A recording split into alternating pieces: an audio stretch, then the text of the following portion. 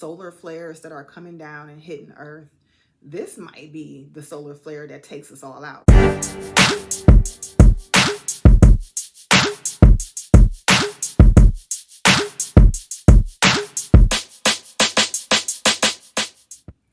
So yesterday I got a message from Eventbrite saying that their services were back on and that they were down because of an AWS issue. Fast forward 20 minutes later, I get another message from Uphold, the currency exchange, and they say they had experienced some outages due to AWS services being down. And so if you know anything about AWS, you know that Amazon Web Services is a huge deal. Like, they actually do a lot of computing and maintaining data for different companies, organizations, government. And so for them to have shut down is such a huge deal. And it looks like they're the leading cloud computing platform with over 240 services to individuals, businesses, and governments. And it enables users to access computing power, storage, databases, and a whole lot more. We'll talk about that in a moment. And they also have a pay-as-you-go system, which I think is beneficial for different businesses, because I imagine that on any given month, year, services or usage data can fluctuate. And so you want to be able to pay what it's worth as opposed to having a set fee. Just my take. But AWS, it was launched in 2006. It's a comprehensive cloud platform developed by Amazon to simplify IT infrastructure and its management. So instead of buying and maintaining physical servers, users can rent computing resources online and scale them as needed. And so this is something that Amazon has really grown. If you know anything about any of my Simpsons sort of decoded videos, there is a video on the Frank Coin episode, season 31, episode 13, where Frank is at his house. He's kind of sad. Lisa Simpson comes to visit him, and at the same time there's like a Amazon package being thrown in the house.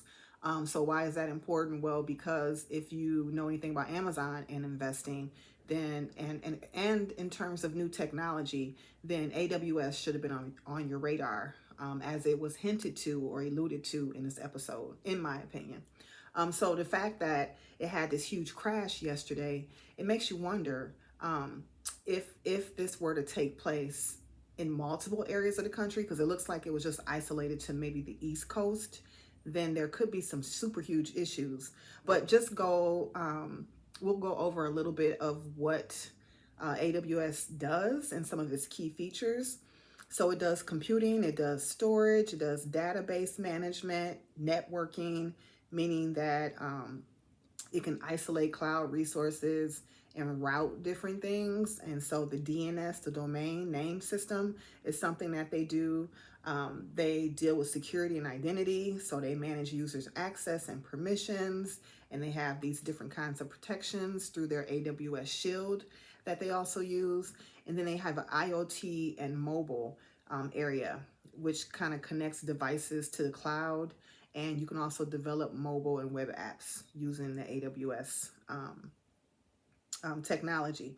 So the benefits obviously are scalability, meaning that you can instantly scale resources up or down. Cost efficiency, because again, we broke down sort of their pay-as-you-go method that they use. Their global reach is huge because it is a global scale technology that is used. So the data centers, they are in multiple regions, which are worldwide. And then security. There's robust infrastructure with compliance and certifications. And, Amazon has the money to make sure that all of their T's are crossed and their I's are dotted. Innovation, frequent updates and new service to supporting emerging tech.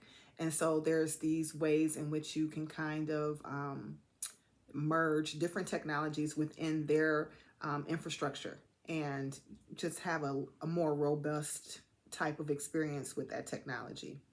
So who uses AWS? Well, obviously everybody. I told you Uphold, a currency exchange. Eventbrite, which is probably the hugest event platform that people can go and host events, list events, make money, exchange money. And so millions of customers rely on AWS, including startup building scalable apps. So anyone who's tried to build and develop an app, more than likely you're using AWS um, services. Enterprises migrating legacy systems, so all the old, outdated, backdated, older systems that really just don't work anymore. They're just antiquated and take too long. They are converting over and using AWS.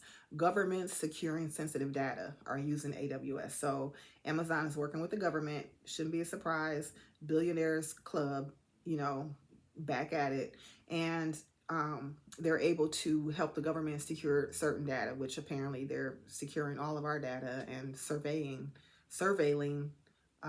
its citizens. Developers experimenting with new technologies is another way that you have AWS being used. And so a lot of these startups, new technology companies that are disrupting different sectors are also utilizing AWS.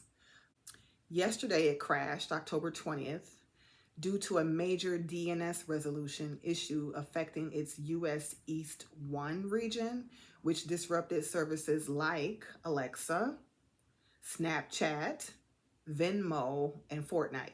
And then I mentioned a couple others, but I'm sure there's tons and tons of others. And so that made me think, okay, even more than this, like solar flares that are coming down and hitting Earth, this might be the solar flare that takes us all. Hey, honey. So, what caused the outage? Well, the root cause was identified as a failure in the DNS resolution, the system that translates domain names into IP addresses. So, you have a domain name, and then it talks to this other system, which translates that into an IP address. Well, that part is what failed. This affected access to services hosted by AWS, especially those relying on DynamoDB endpoints in the US East 1 region. So DynamoDB endpoints must be some kind of sort of mechanism built within that system. So it wasn't a cyber attack. That's what they want you to know. Amazon confirmed this, that it was an outage and it was not caused by anyone else, but rather an internal failure in a subsystem monitoring network that just was overloaded. And so the ripple effect of this, no pun intended, shout out to Ripple, because AWS powers a massive portion of the internet, the outage impacted social apps, Snapchat, Venmo, Canva, gaming, Fortnite, one of those, and I'm sure a ton of other games, smart home devices, Alexa, the Ring, you name it, and then banking, airlines, and even Amazon's own services were affected.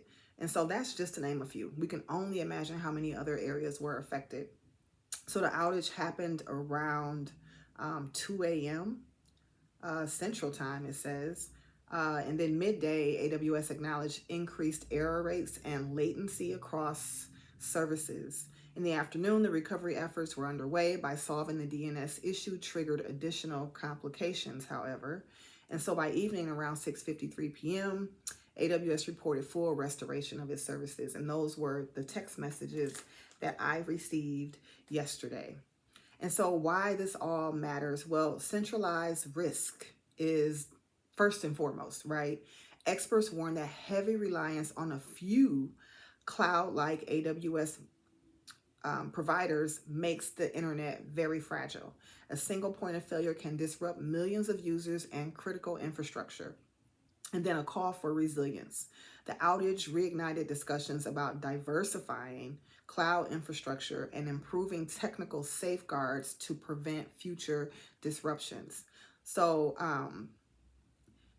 it's interesting that this occurred and that it has such a huge impact, albeit very short, but still huge in terms of how something like this on a larger scale could really just like set people back, right? And so we have to be aware of the way some of these systems and technologies work, and the centralization of these systems isn't the best way.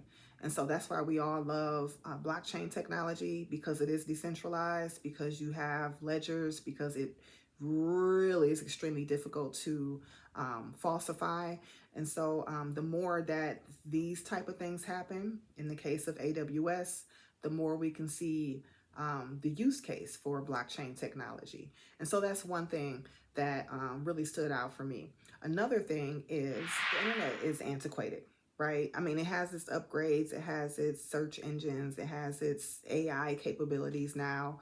But if you've looked at sort of where markets are heading in terms of identity, social identity, whatever those things are, it looks like the way that the system works will be very different. So right now, the internet is very much centralized, meaning it's a platform individuals log onto to get access to. But I think it's going to be in the reverse in the future, whereas we're our own internet, so to speak, and we plug into something and we can kind of choose the options of where we want to go. And I know it kind of sounds similar, so bear with me, but it would be very different. It would be more like you having an ID that you plug in, and then all of your stuff comes up. Your driver's license information, your passport for flying, your banking accounts, any other kind of accounts associated with you, whether it be, you know, your mortgage company or any sort of bills that you have. Everything's there. You don't have to go to all these individual websites to handle your business. It's all a part of your social identity. And so you can handle and manipulate and do the things you need to do immediately. So it's just more of an efficient way and more decentralized, so to speak, at least the way I look at it. And so that's another thing. And so looking at some of the blockchain technologies that are working with this kind of ID stuff, you have the World Coin, obviously, and they're working with the United States government and also some stock exchanges to kind of go around the public listing in a way where they can still sort of go public, but under the umbrella of another company. So I talked about in another video these shell companies that exist in the stock exchange on the NASDAQ, where you can invest in, and then they eat up other companies, and then essentially you're invested in that company. So that's one thing. Looking at internet computer and what it wants to do with this technology. I did a video on that, so please check that out as well. And just a number of different other blockchain technologies that are trying to decentralize more of what has been historically a centralized kind of database, and even centralized in terms of corporations that are owning and making billions and trillions of dollars. And so if we can kind of scale that back, own our own shit, and then, you know, possibly even get a piece of the pie, I think that's where we're headed. And so this outage, although a big deal, not surprising. So let me know your comments and the thoughts, or let me know your thoughts in the comments. How about that? And let's further this conversation there. See you next time. Take care.